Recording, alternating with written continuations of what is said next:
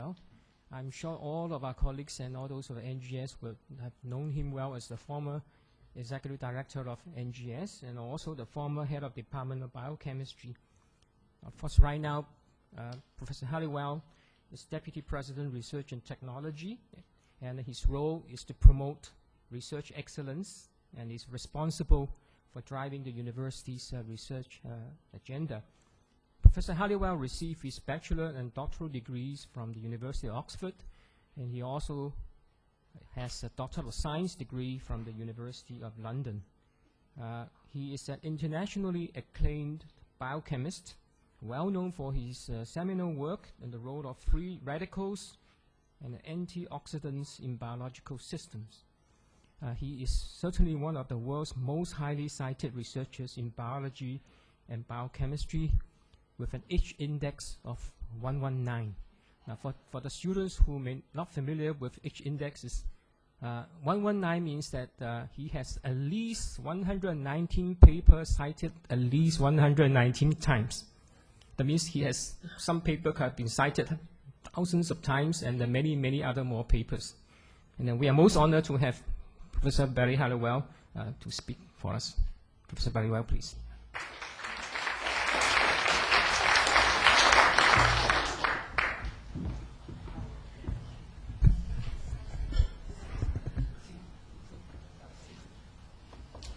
Okay, thank you, Andrew, for that wonderful introduction.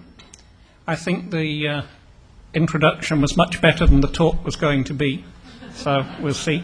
When NGS asked me to give a lecture, I thought I would talk about free radicals and antioxidants. And then I realized if I did that, we could do with a much smaller lecture theatre. So instead, I thought I'd say a little bit about NUS and research at NUS and where we think we are going and highlights of recent years. I think the first thing to realize about NUS is it's an incredibly complicated organization. This is the university's working operational chart, and I must admit I have trouble understanding it, but it does indicate how many different units and activities take place within the university. So NUS is a very complicated structure that's evolved in many different ways. And recently my office decided that to help new directors of research institutes and centres, we would compose a simple guide to the university, basically how you do different things and where you go to get information about recruitment, employment, all kinds of issues. And when I decided to do this, I had in mind that it would be maybe 5 to 10 pages long. And it's actually 60 pages long, and we've really got it down to the minimum. So again, I think this illustrates how complex a structure the university is. So, but it's really worth us all thinking. We're asked to do many different things, and we get involved in many different activities. What we're really here for. And the university, to me at least, has two key roles in the country. One is research, and the other is education. And I don't see these as competing, I see them as synergistic. Now, in a small country, we can't afford to do research that doesn't make an impact. So really we should aim that all the research we do contributes in some way. That doesn't necessarily mean that it has to generate intellectual property or solve a problem of industry. So how do we know that research makes an impact? You can make impact in many ways. Let's say one of our mathematicians solves a theorem that's puzzled mathematicians for hundreds of years, and they manage to prove it or disprove it. That may have absolutely no obvious practical application, but it's still of enormous value because it attracts attention to the intellectual power of the university and Singapore as a place that makes fundamental discoveries. So that kind of basic blue skies research is a very important function of the university. Of course, some of our research has direct commercial potential. When foreign industries want to relocate in Singapore, they often ask, do you have relevant research going on at the university? Do you have postdocs and master students trained?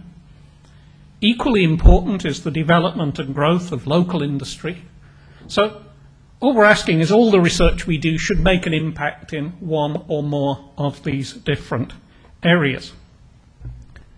Now, Singapore is a small place and we're a medium-sized university, so we cannot do research in all areas. So our aim really is to have a reasonably broad range of research areas, and within that to grow 5 or maybe 10 areas that are really world-class. And I think I define really world-class as that if you're at a conference and you've come from, said you come from NUS, they say, oh yeah, that's really good in A, B, C, D, or E, that they'd immediately recognize it. You can do it with bibliometrics and citations, but to me the conference test that people recognize the name is a very important one. NUS is Singapore's flagship university. We gain from being in Singapore. The country has a high reputation, and Singapore should gain from having NUS here. So to some extent, our research has to align with national objectives, but it doesn't have to completely align. And of course, in high-level research universities, they complement undergraduate education. I personally don't think that a key function of universities is to deliver spin-off companies or patents, etc. And I know Economic Development Board will strangle me if I say that in public. What I do say is if you have the correct academics and the correct environment and the correct students, you will get all your spin-offs and so on. What we can do under Dr. Lily Chan is to put in place a system that recognises IP and helps academics to exploit it. 2 of my favourite universities that the National Research Foundation has engaged with are, well, 3 actually, are Berkeley and Cambridge and the Weizmann Institute of Science in Israel. And if I was doing my current job there and I said to the academics, you must generate 10 patents a year and do spin-offs, they would kill me. They're incredibly anarchic universities. The Vice-Chancellor of Cambridge told me once that the only way to get the deans to agree to anything is to tell them not to do it. So then they'll probably do it just to spite you. So I'm a very strong believer that if you get the correct academics in place, that you will deliver all those things. So you should not set them as performance indicators. What's one of the advantages of Singapore is location. It's actually in a key part of Asia. It's a small country, it doesn't threaten anybody, it looks outside to the west and the United States, and it also looks towards the rest of Asia. And I think our president, Tan Cho Chuan, recognized this when he recommended that the university's vision should acknowledge this, that NUS is not a Western university, even though we have a lot of foreigners hanging around and we use English as a language of instruction. We are a university centered in Asia, and if we're very lucky, we can use that and our Western-style operations in many ways to achieve real excellence. Now, going back to this organisation structure, I'm in a little box somewhere up there. You can see Deputy President, Research and Technology, and lots of things report to me. Most of them I don't understand, but usually the people running them do, so I'm quite happy with that. What is my office there for? Well, really, it's there to help people. And I know all those who complain to me about endless forms and filling in and grant evaluations don't believe me. And we are trying to do something about that. The university in Singapore has built up a substantial bureaucracy. And every time we get rid of one form or procedure, another 5 of them appear. Some of this is wished on us by government, some of it we create ourselves, and we are trying to get rid of and simplify. And I think a dean said to me once, they sent me a little card congratulating me the year of the ox, followed by an email. I said I was born in the year of the ox. And she said, that's good because the ox is a strong farm animal. And I wasn't sure if this was a compliment or not, but I took it as such. And I replied by saying, I seem to spend half my day shoveling farm products in trying to simplify the university's operation.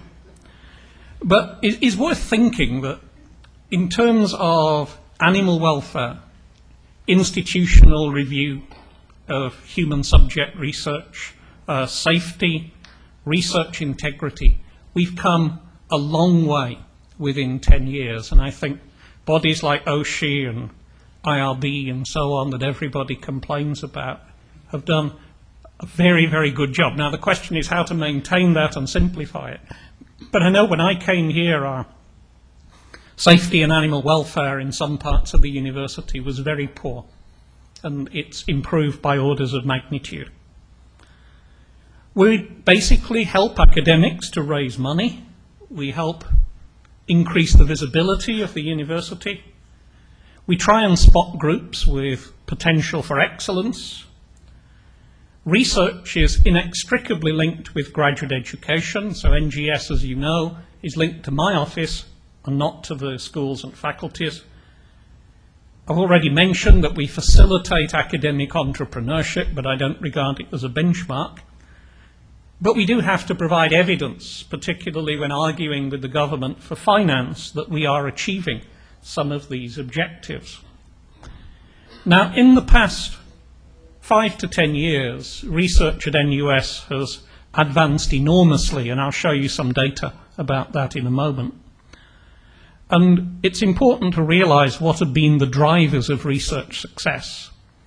And one of the major ones is the availability of substantial competitive grant funding. It started with A-STAR and NMRC, Ministry of Education Tier 2 funding, and more recently the National Research Foundation. All these bodies provide money that local universities and other research organizations can compete for.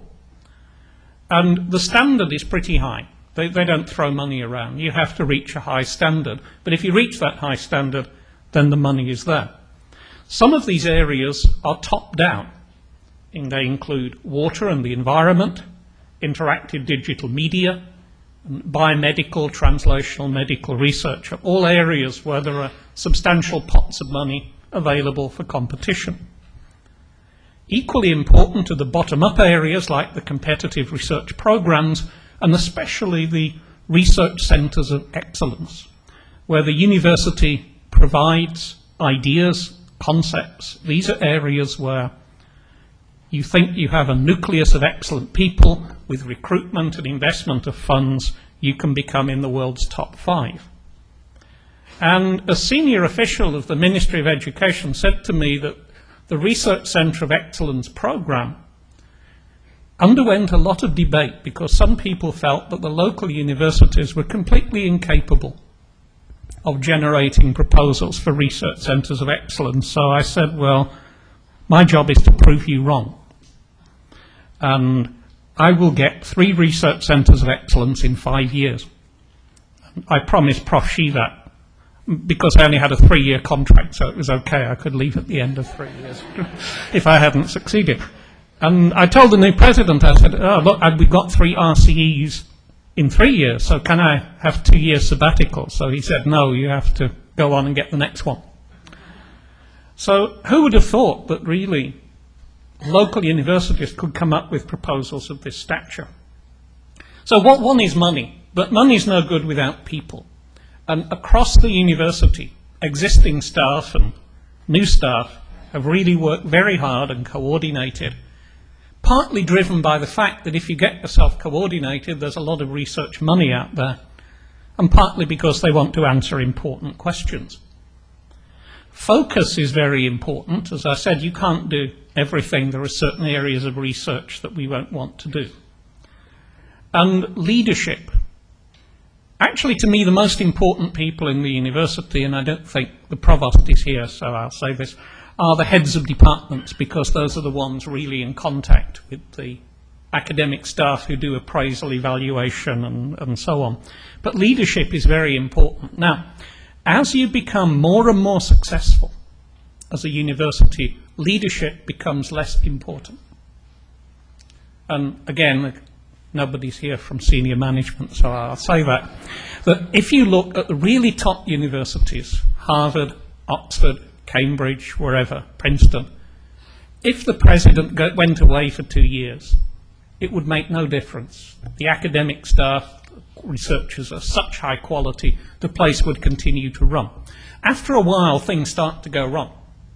And this has probably happened at Oxford, where I did my degrees, where they've had instability in senior management for a while. But Oxford is still very good. But leadership is very important when you're on an upward trajectory, and we're very lucky to have George Wan as our president. Now, if you want to sell your house, just changing the topic slightly, a real estate agent always tells you that the 3 things that sell a house are location, location, and location. And the 2 things that advantage NUS, I couldn't think of the third one, but I'll say location twice. One is the first location I mentioned, right in Singapore in the heart of Asia. The second location is, look where we are. This is the Kent Ridge campus, with many of our major schools and faculties all on the same campus. Engineering, design and environment, arts and social science, computing, science, School of Medicine, dentistry, and National University Hospital. Nobody else in Singapore has all those things together in one place. So we ought to be able to, and I think I forgot to mention engineering there, our biggest faculty, but we ought to be able very easily to coordinate. We don't always succeed, but the principle is there. We are very close to A-star. In fact, every time I look at the window, A-star gets a bit closer because there's a new building. I suspect it's going to hit our campus in about 10 years. This is a huge advantage. I don't see personally A-star as a competition, but they work with the university. Now, as you know, MIT and certain other universities are going to come onto our campus, and they will be located just over the AYE in the area of University Town, where we will be building new residences, and also that will be the headquarters of the National Research Foundation. So in this area of Singapore, we will have an immense brain power-like capacity. It's a bit like Boston, you know, where you will have a lot of high-level institutions, even a bit of MIT. You'll have a lot of high-level institutions all in the same area, hopefully working with each other. And we ought to rely on that. So I mentioned one area of research funding. This is the data showing how successful our academics have been in competing for research funding. Between 2002 and 2007, our research funding went up by 2.5 times, very, very substantial increases. And that was not counting the research centres of excellence. So our academic staff went up by a very small percentage over that time. So people have become very much more successful in competing for outside funding. And another benchmark of success is that many of our staff are also successfully competing for money from outside the country, including from National Institutes of Health, the US Navy, the UN Office for Outer Space Affairs, not quite sure what project that one is, Microsoft, Bill and Melinda Gates Foundation, a very innovative project, and Humanities and Social Science from the Wellcome Trust. So our research is not only competing internally, it's also attracting attention externally. 3 research centres of excellence. There are 4 research centres of excellence in Singapore. We hold 3 of them. I think the other one was a consolation prize, I'm not quite sure. But I mean, NUS holds 3 of these. And this is really the first one in the area of quantum technologies. And this grew out of a very highly active and quite small group in the Faculty of Science, mostly in the Department of Physics, led by an excellent recruit from the University of Oxford, and is already beginning to establish itself as a major world centre with innovative ideas. The second research centre of excellence is in cancer science, and we emphasise the cancer science. There's a lot of money available for translational cancer research in Singapore, but the funding body recognised that we really don't have enough support for basic science. Now, of course, basic science is not separate from application, they flow back and forth, but it's really very important that the purpose of this is to build up top-level basic research relevant to cancer. And the third RCE, and I thank Prof. Michael Sheets for this, is a very exciting area called mechanobiology. And it looks into the fact that the behaviour of cells and tissues and organs is determined obviously by molecular cell biology, gene transcription, the proteome and so on, but is equally determined by forces, geometry and structures. And that's what mechanobiology studies. So it looks at how cells sense pressure, tugging, shape, matrix, what's around them and so on, and how they translate it into behaviour. Just one simple example. If you take stem cells and you put them on matrices of different stiffness, this influences the way that they differentiate. And again, this is one of the things that the RCE is going to look at. Now, some people see research centres of excellence as competitors with the schools and faculties, and this shouldn't be. We've been thinking a great deal about how the research centres of excellence should benefit the university and how the university can benefit them. And we haven't really done enough to form the links between the two.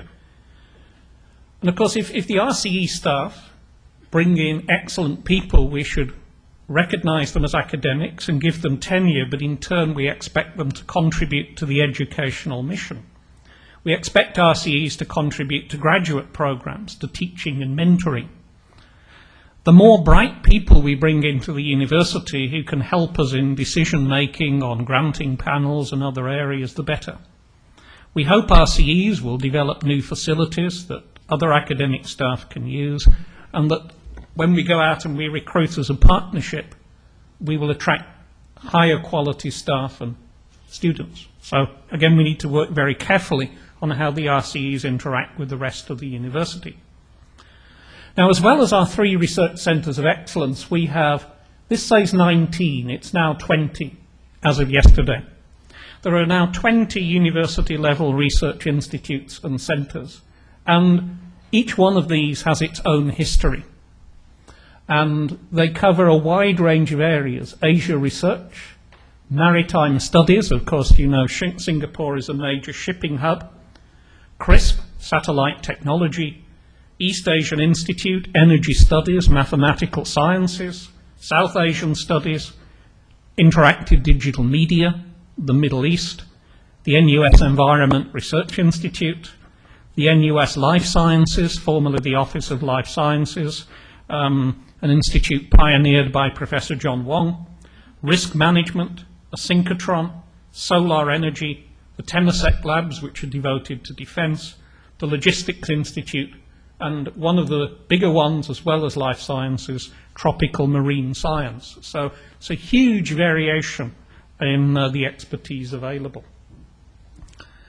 So when we sell the university to government, they often say, well, you know, it's great you publish all these top papers, you're going to become the top 20. Who cares? How does this contribute to the country?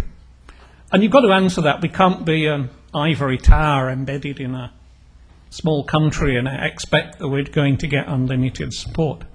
So often when we're talking, we try and package the research that we do for outward consumption. And one way we tried to do this recently is to ask ourselves, what are the major problems that are facing Singapore and what are going to be the major problems in the future? And obviously energy is a very important one, which is simply we haven't got any. So we must learn to use energy more efficiently, which is already happening, and we must look at new sources of energy. Environmental management, global warming are extremely important to us. We're sitting at the epicenter for epidemics of infectious disease. And if infectious disease happens, a small country is more likely to notice it than a big country. And some of you may know that it was the ophthalmologist in Singapore who spotted the problem of contamination of contact lens solutions. Because in a small country, every year they see just a few cases of people who have infections of the eye lens, and in a week they saw 4 or 5 cases. It would be very hard to see that in Boston or London or Philadelphia or San Francisco, but they saw it here, and they stuck their neck out and they said there was a problem. And it turned out there was a serious problem. So here, if you get 6 cases of an unknown virulent flu appearing, it will certainly be spotted.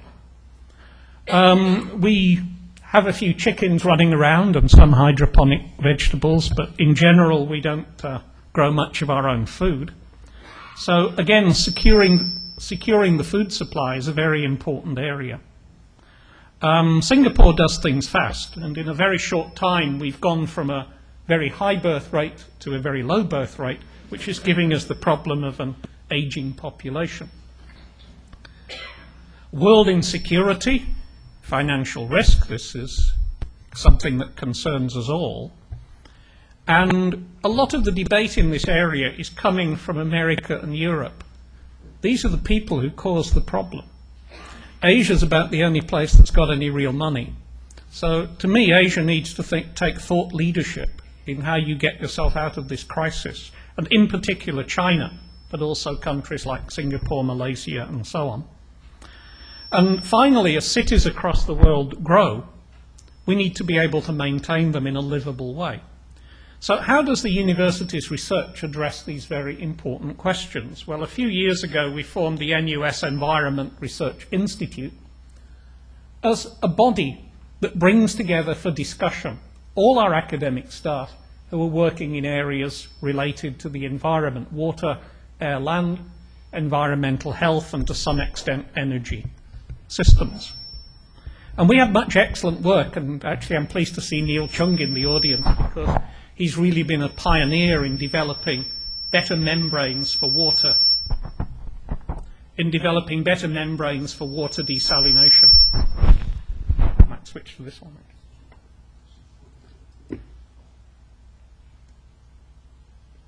See whether it works or not.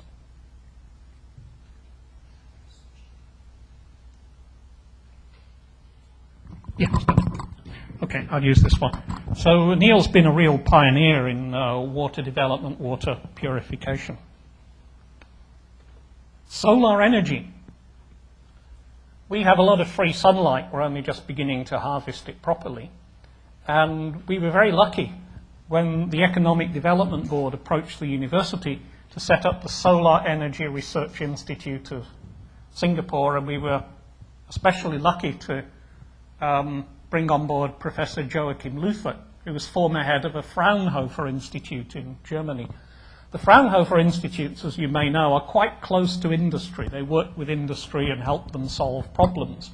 And this is very important to Singapore because it's trying to grow the solar energy industry. So having CERIS here, CERI is I, CERIS is solar energy.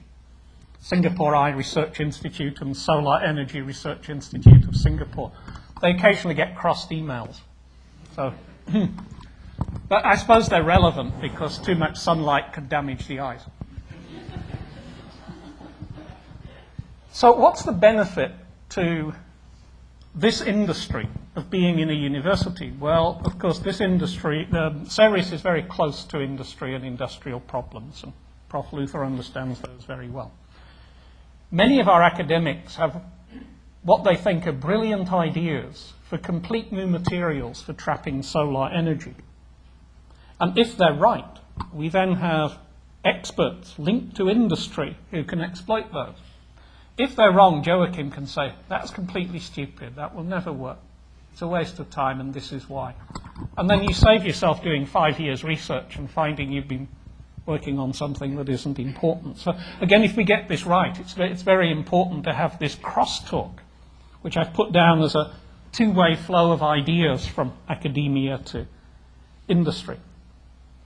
Life sciences, well, under Professor John Wong, and then Prof. Yu Choi Leong, and most recently Prof. Ong Chun Nam, we've really been able to build up the amount and quality of basic biomedical research relevant to human diseases.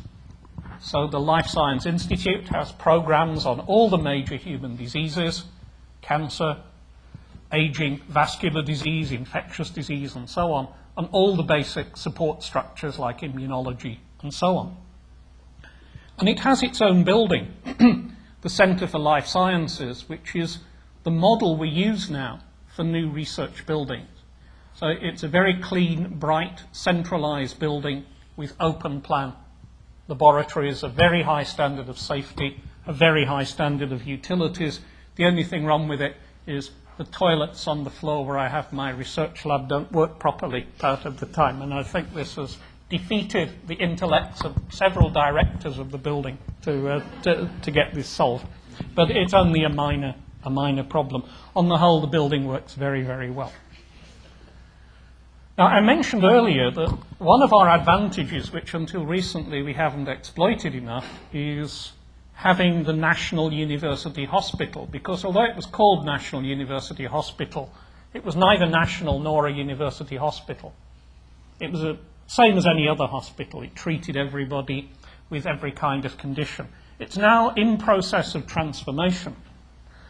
And its transformation is very important. It's going to receive 2 new clinical centres and a lot more clinician scientists so it can interact properly with the basic biomedical research at NUS and also translate the research going on at Biopolis through into improved patient care, procedures, designs, and so on. So in particular, the new cancer centre will link, this is a clinical centre, it will link with the Research Centre of Excellence in Cancer Science. The new cardiovascular centre will link with the Life Science Institute. Lots of other things are coming along. And eventually, maybe in about 18 months, a new building will emerge, the Centre for Translational Medicine, and that's a little picture of what it will look like. And it'll be ready just about the same time as the new subway stop at NUH is ready, and it will be one stop to Biopolis and Fusionopolis, and then one stop to Holland Village, so you can always go back and forth for a drink in the evening. And although what you now see round there is complete chaos, there is a plan. I'm told there is a plan anyway. I've shown a box allegedly containing it. I haven't had time to read it. But all this is going to make sense. Completely different. I mentioned finance. Well, the university set up a risk management institute to look into this area. We have an Institute of Real Estate Studies that's looking at property prices. A new dean of the School of Business who's fascinated by research into these areas and is rapidly developing. We understand a lot about Asia, and of course we've got our famous Lee Kuan Yew School of Public Policy, and these together, if you get them to work together, which is something I try and do, have an enormous expertise in finance, Asia, and behaviour. And in particular, the dean of the Lee Kuan Yew School is very anxious that Singapore in this area should take thought leadership. I mentioned interactive and digital media, and we were very lucky to have C.C. Hang to step up to the plate to get this area organised, followed by a new director, Prof. Nakatsu, and also C.C. recruited Adrian Chock, very innovative, very bright guy. And IDMI has worked in many areas and is really now making a huge impact, attracting a lot of money. And I honestly believe that in the next few years, the whole area of digital media should transform the way we educate students. We were discussing, we have a senior management retreat with deans and heads coming up, and one of the things I said, well, let's be very provocative. Let's say to everybody, within 2 years, we're going to forbid you from giving lectures. So the vice provost sort of fainted. I said, because the way we do it now is very old-fashioned. You spend time lecturing to students, many of whom are not listening. They're SMSing their girlfriends or they're asleep in the back row. At least they do that in my lectures. I mean, you may get more attention. But they usually pass the exam, so they must be learning somehow. So I think we've got to be able to look at this and see how we can improve the educational experience. And virtual reality is, and other aspects of digital media are going to be very important. This is a very small area that we've been thinking about recently, and it arose from what happened in Singapore when food prices rose. Now, if the price of rice doubles, it doesn't sound a big deal, but it is a big deal to many people, including many people who live in Singapore. Now, we have no intention of going into agricultural research, plant-related research, in a big way. However, we do have in the Temasek Life Sciences Laboratory and Department of Biological Sciences a small number of excellent plant biologists and molecular biologists. So we signed an MOU with the International Rice Research Institute to actually help the drive that's going on all over Asia to look at the effect of changes in the environment, rainfall, temperature. These are all impact on the growth of food crops. And although we don't grow rice ourselves, the price of rice is very important to the country. So this is something where we can work with our colleagues in surrounding countries in a small way to address. Many other key research areas in the university, and here are some of them you're already familiar with. The Research Centre of, the NUS Research Centre that was added yesterday at the Senate meeting, so we went from 19 to 20, was in the topic of international law. And it's basically designed as a fundamental challenge. It said that judges throughout the world tend to look either to the British judiciary. I don't, because I come from Britain. I have no confidence in them. But a lot of people in the rest of the world do. Or they look to the American judicial system. But basically, can we make Singapore a hub of knowledge, of international law, of law affecting Asia, so that people take notice of what a local legal opinion says instead of looking outside? And that's the purpose of the Centre for International Law. Now, I've talked a lot about science and technology and cancer and neurodegeneration, but just to say that we regard research in humanities, law, business as equally important. It's important in its own right, and it's important because it contributes to cross-disciplinary initiatives, especially environment. Environment is as much about public policy and law as it is about new ways of measuring air pollution. Ethics, risk management, aging, and so on. And see, these are, I borrowed this from arts and social science. These are some of the relevant research projects that are taking place in the Faculty of Arts, Social Science, and the various institutes devoted to the study of Asia. All of them are extremely important. And indeed, we were lucky to be able to appoint Professor Prasenjit Dwara to work with me in developing this area. We stole him from the University of Chicago, which is one of the top-ranked history departments. And he has a fascination with Asian and Asian history, China and India, and a very broad range of expertise. Now, one of my pet projects at the moment is the study of aging. That's probably because I've been aging rapidly since I took on this position. And aging covers a very wide range of things. And when you ask how is the country going to deal with an aging population, you have to have a holistic approach. So obviously one aspect of aging is the treatment of old people, the handling of them, the gerontology groups, what do you do with people like dementia, age-related disease and so on. What is the basic biology of aging? How can society slow down the consequences of aging? We all know many people who are 70, 80, 90 years old who are perfectly functional, and that's what you need to maintain. But if you want to understand how lifestyle, exercise, playing mahjong, whatever, delays dementia and disease, you need to begin understanding this now. Don't wait till everybody's 85 and demented.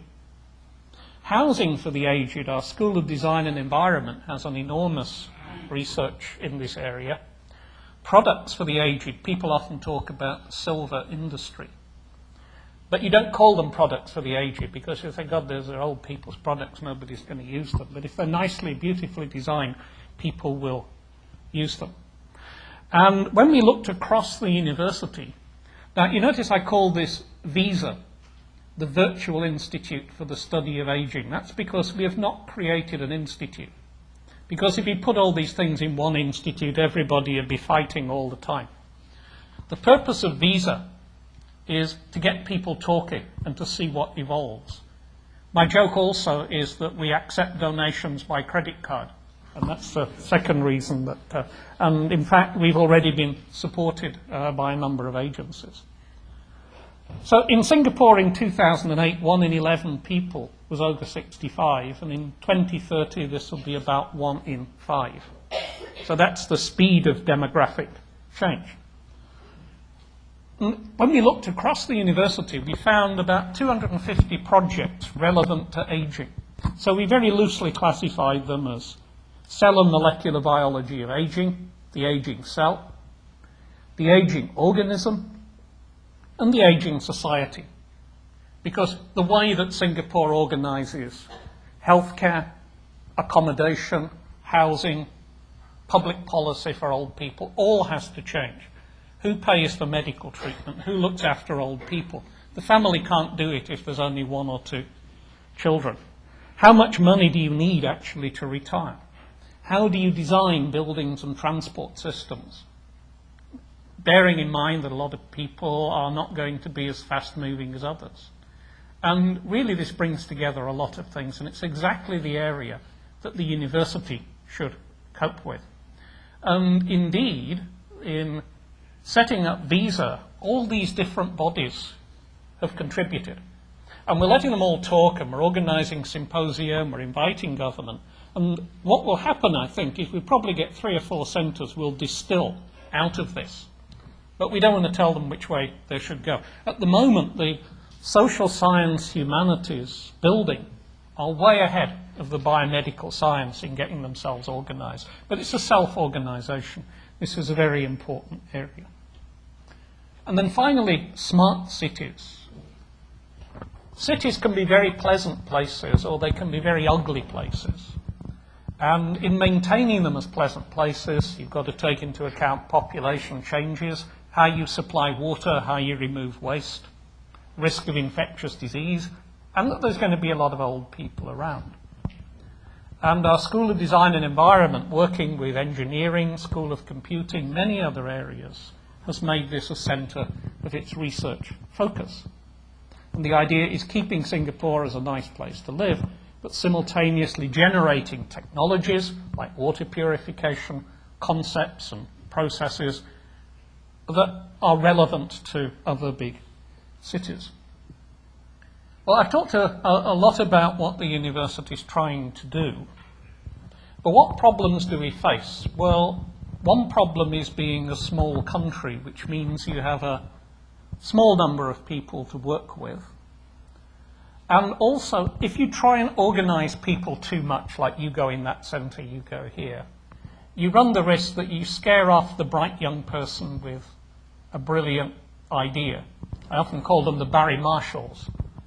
For the non-biologist, Barry Marshall was the guy who discovered that stomach ulcers are caused by a bacterium, and that the whole pharmaceutical industry for treating them, which was incredibly lucrative, and it was based on drugs that suppress the symptoms and don't cure the disease, was a complete waste of time, and stomach ulcers could be eradicated by an appropriate regime of antibiotics. And as you can imagine, he was very unpopular.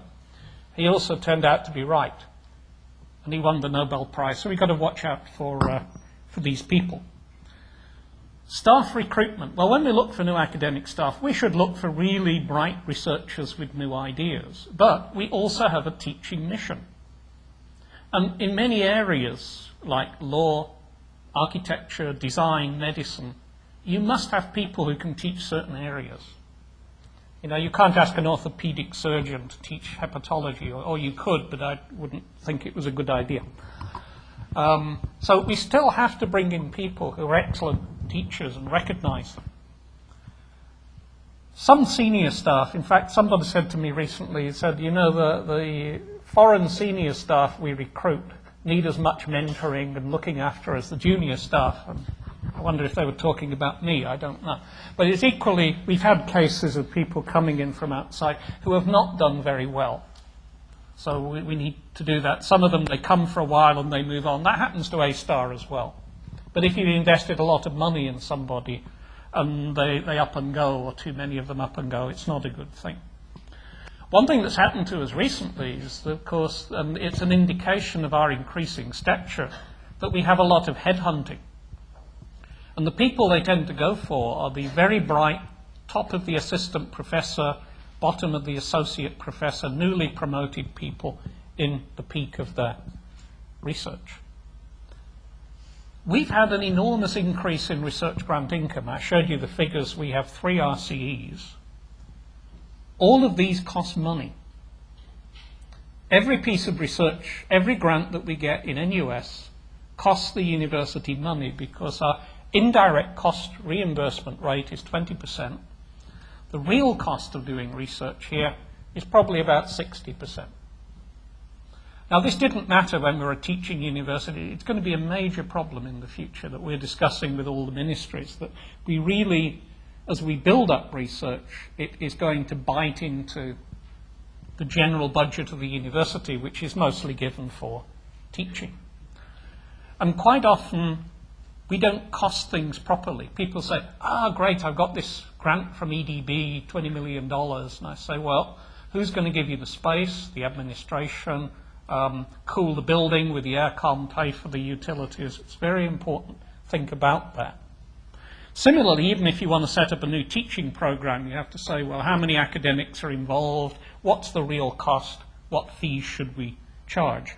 So I think it's very important that we know the real cost of things, but don't judge what you're going to do merely because of cost. It's a parameter you take into account. Don't make judgments of academic and research value simply on the basis of cost.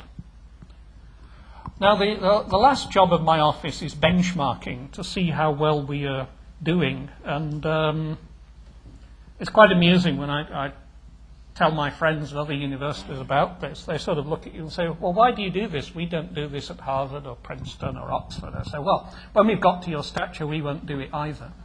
But when we actually, how do we know we're going to get there?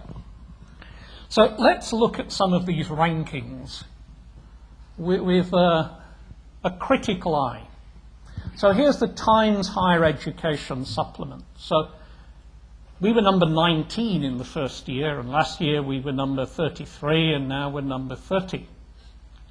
Well, we didn't suddenly get much worse in 1 year. We've actually got better. What strikes me about this ranking is that 10 years ago, NUS wouldn't have been on any ranking at all. And now let's say we're all agreed that maybe according to this we're in the top 30 or 40. How is this ranking made up? Well, the biggest part of it is academic peer review, asking other academics what they think of NUS, and we get the maximum score on that. So in other words, NUS has a very high reputation across the world, and that's something we need to enhance and preserve. Employers think our graduates are pretty good. Citations per faculty, room for improvement. I'll show you more data on that in a moment. These are two criteria I think are totally meaningless. We tend to do well because we're a small university, so naturally you bring in a lot of academic staff from outside. We do badly on this one, faculty to student ratio, very low ranking. What that actually means is that we have a large number of undergraduate students whom we teach very effectively. When this ranking was produced, I wrote to THES, and actually I said that should be a very positive indicator.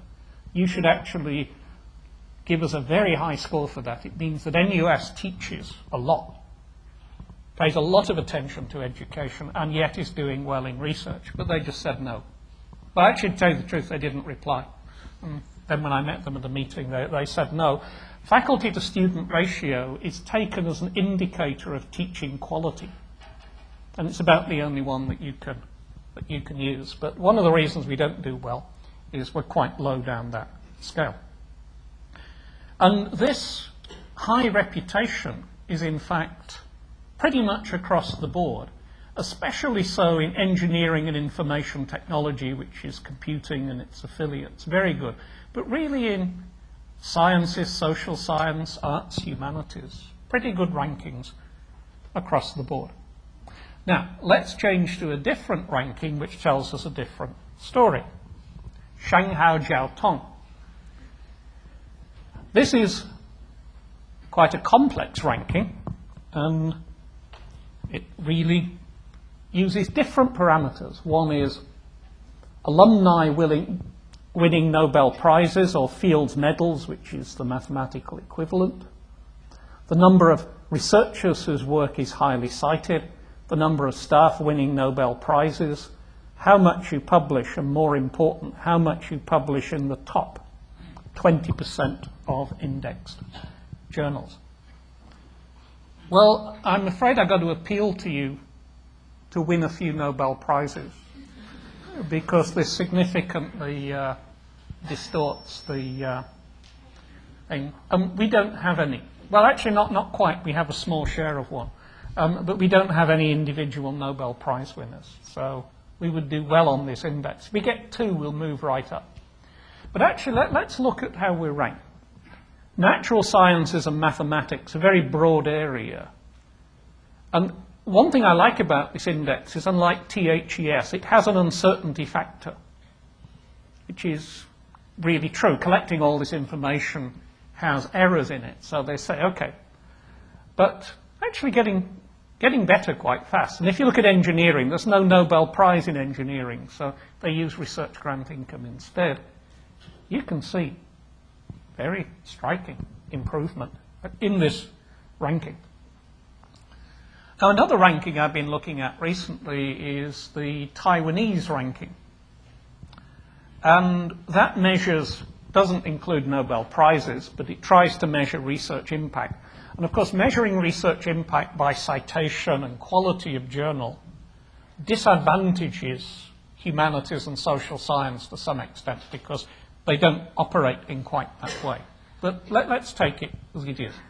So research impact, and it measures the stuff you publish, how often it's quoted by others over an 11-year period, and how often it's quoted over the past 2 years. So in other words, what you published over the past 11 years, how often it's cited, what you published, H-index, number of highly cited papers, all that stuff. What do we get? If we look at 11-year citations, that's citations by others of papers published by NUS over the past 11 years, we rank 150 in the world. That's about roughly bottom edge of Shanghai Jiao Tong. If we look at the whole database, if we go back to when the databases started, God, it's miserable. It's 446. It's the pips. Now look, over the past 2 years, if I can pick the right figure, 33. So in other words, the work we've published in the last 2 years or so is very highly cited, much more cited on average than the work we've published over the past 11 years, and NUS is currently 86 overall. Here are some other universities. Oxford, University College, Berkeley. They're all good. They've been good for a long time. We're moving up very fast in the research rankings, and it's that speed of movement that has attracted attention. So in other words, just to summarize all that, on current articles, high-impact journals, current citations, NUS is doing very well. And our ranking of 33 is about the same as the THES ranking, which is based mostly on opinion. So in other words, what this says is people think we're very good, and over the past 2 years we're doing very well. Now, bear in mind this is an average. It doesn't mean that the only good stuff we've published has been in the past 2 years. And basically, 11-year citations, average citation, we don't do as well, which suggests, as my last graph showed, that we are moving very quickly up this ranking area. Now, another type of benchmarking that there's been massive controversy about in the university, and Prof. Andrew Nee from my office has chaired many fractious meetings of vice deans and others discussing this. So I said, well, I'll save you the trouble, I'll chair the next meeting. And I said to the vice deans, why don't we just get rid of it? And they said, oh no, it's a valuable tool. So sometimes if you change the chair of the meeting, the whole tone changes. Journal tiering. Now this was introduced in 2001 by Provost John Chi-Tat. And basically it's a benchmarking tool. And it divided journals into 4 categories. And it's designed to do 2 things: to point academics to good quality journals, and some attempt at comparing what we do with others. And although it's been criticised, I'm going to present the case to you that it's been enormously effective. Let's look what happened to the Faculty of Science. So these are the 4 categories: premium, leading, reputable, and toilet paper. If you look at the distributions of papers in 1992, pretty much evenly distributed. You look what's happened now, this focus on publishing in tier 1, whether you call them premium, top-notch, whatever. These are tier 1 and tier 2 are the great majority of papers being published. Similarly for engineering, and in fact this only goes up to 2005, but in fact the trend continues. It's actually had an enormous effect on people's behaviour. And it allows you to compare. Here's the publication. This is again from engineering. Similar work in all the other faculties. You can see our distribution of papers between different categories is very similar to that of other leading engineering institutions. Similarly, in School of Design and Environment, they looked at tier 1 journals recently, and they basically moved up the world rankings very, very heavily, so that they've now publishing in high-level journals. What's the problem with journal tiering? Well, it doesn't fit all faculties. Every subject area is different, and we have to distinguish between what is really different and what is special pleading. But of course it ignores, for example in computing, some areas of engineering. Getting your paper into a top-level conference is more important than getting it into certain journals. There's no such thing as citation of the building design that an architect does, or basically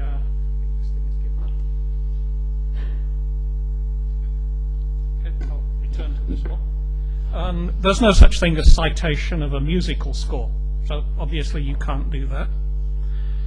It can ignore work that's of high quality but only of local interest, such as Institute of Legal Studies that I mentioned earlier. When you give academics performance indicators, they perform. This is why you need to be very careful, because if you say to everybody, patents are important, you'll get millions of them. Everybody will produce 10 a year. They'll be completely worthless, and they'll cost you a lot of money. And in fact, we would do better Lily Chan isn't here, it's head of our industry, to close our whole industry liaison down because it costs more money than it brings in.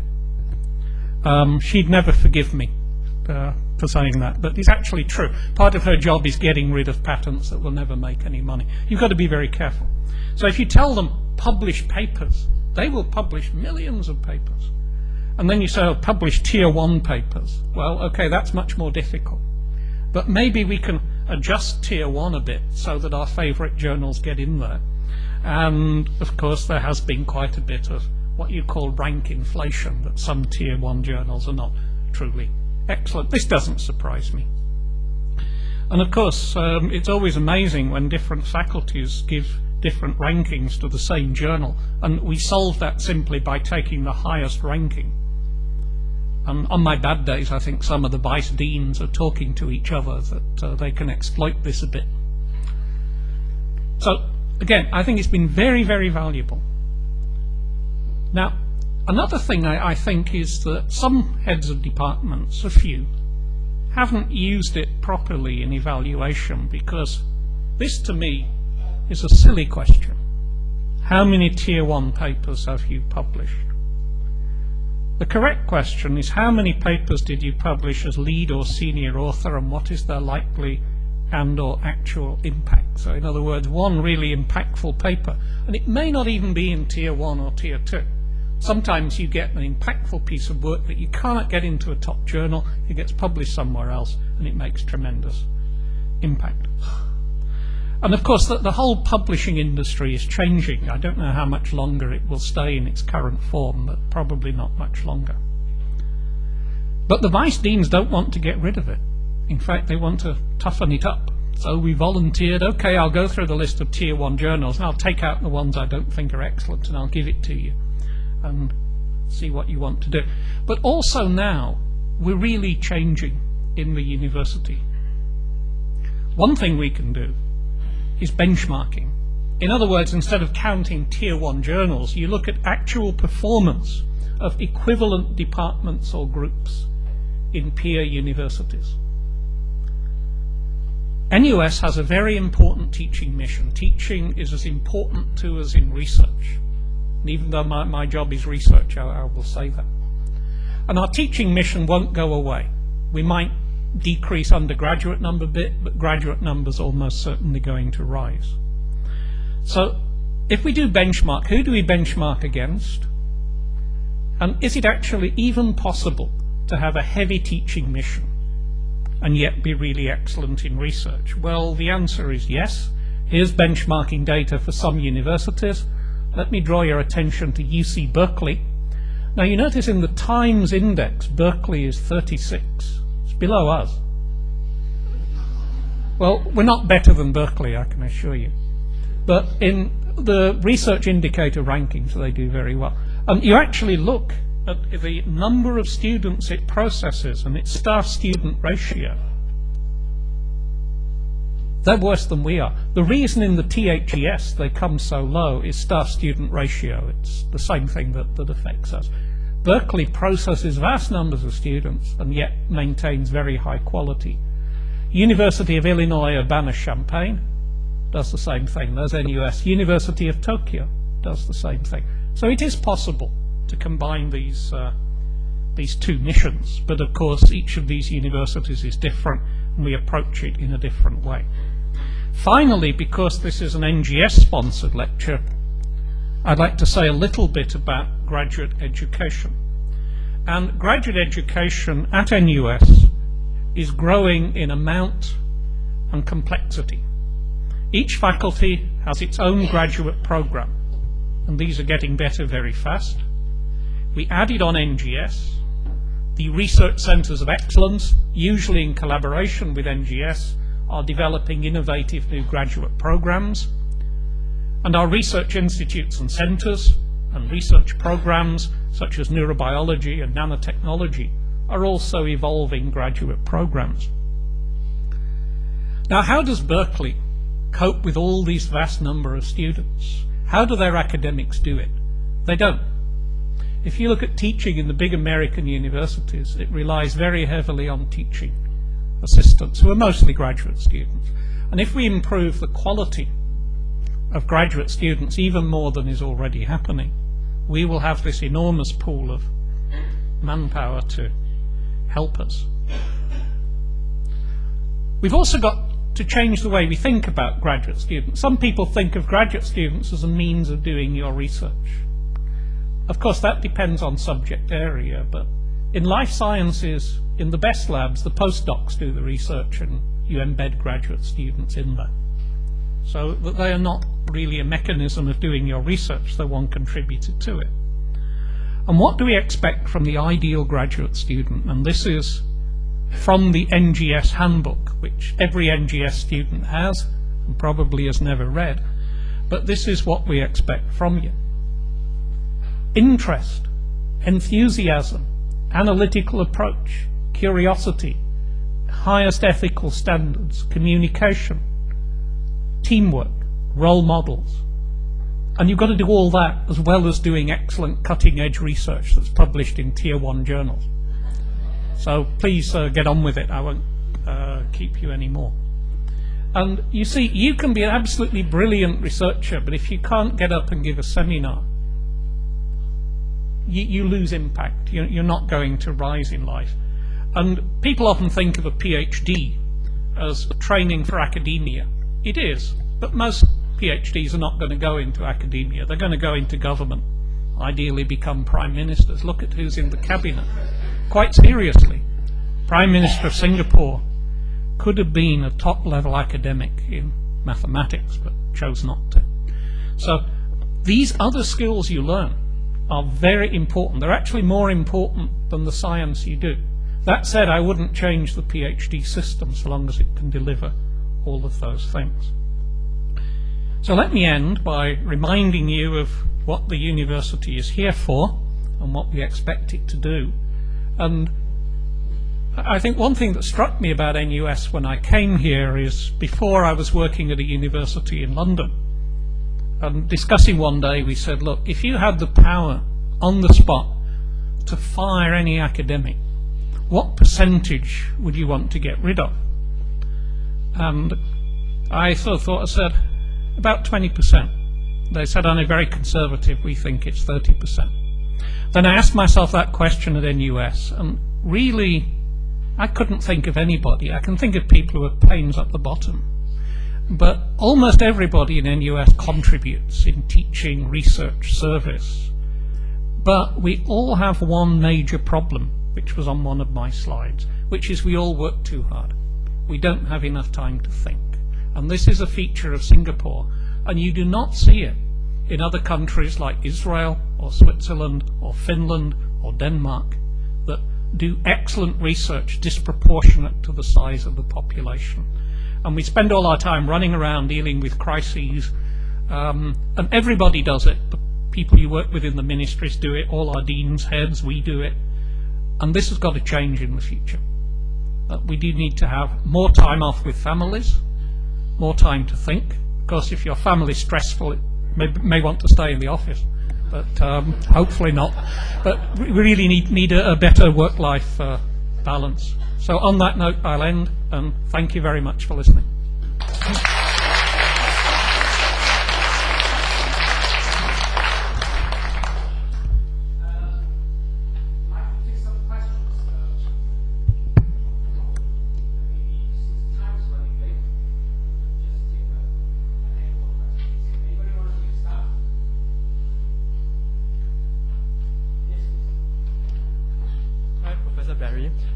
Recently, I took a half-an-hour flight to a village in Indonesia, and it's a totally different world, although it's only half an hour away.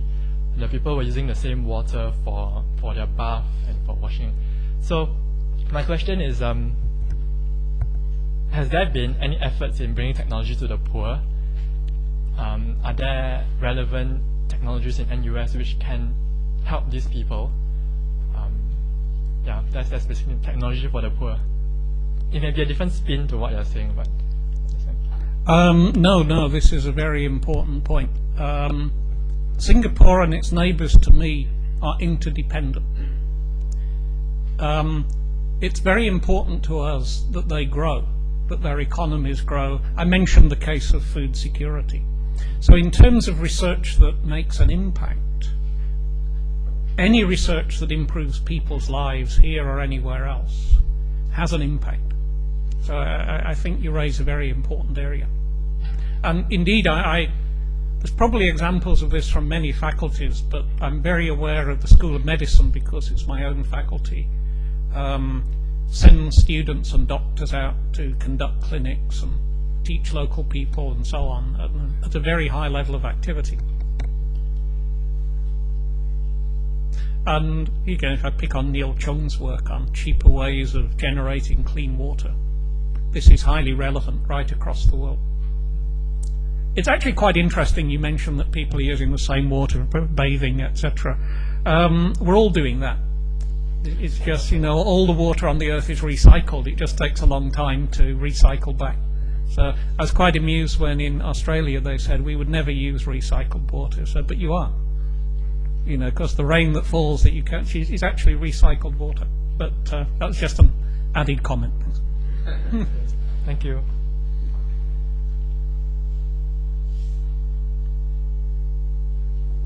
Some other questions?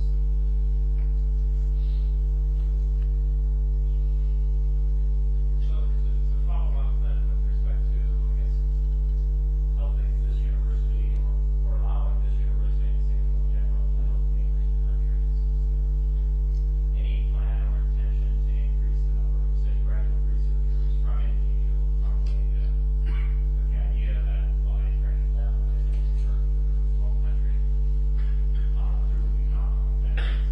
So I heard over in my own faculty that this year, in light of the financial crisis, in light of that, the number of scholarships offered for overseas students was going to be reduced so that more scholarships would be offered for Singaporeans. I hadn't heard as yet of any decrease in the number of students, and the majority of graduate students in Singapore come from overseas, which is unlike undergraduates. And of course, this year there may be a lot more Singaporeans looking for PhD positions, and we have to satisfy that demand. But I'd also say that as research grows, graduate education should grow with it. And in a sense, somebody who joins your lab for 4 years from anywhere, who's very good, contributes to your research, even if they go back, even if they go to the US or go back to where they came from, they've contributed. So I think both are equally important.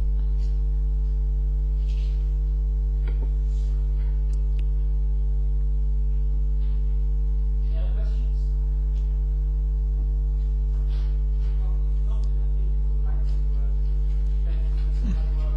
Thank you.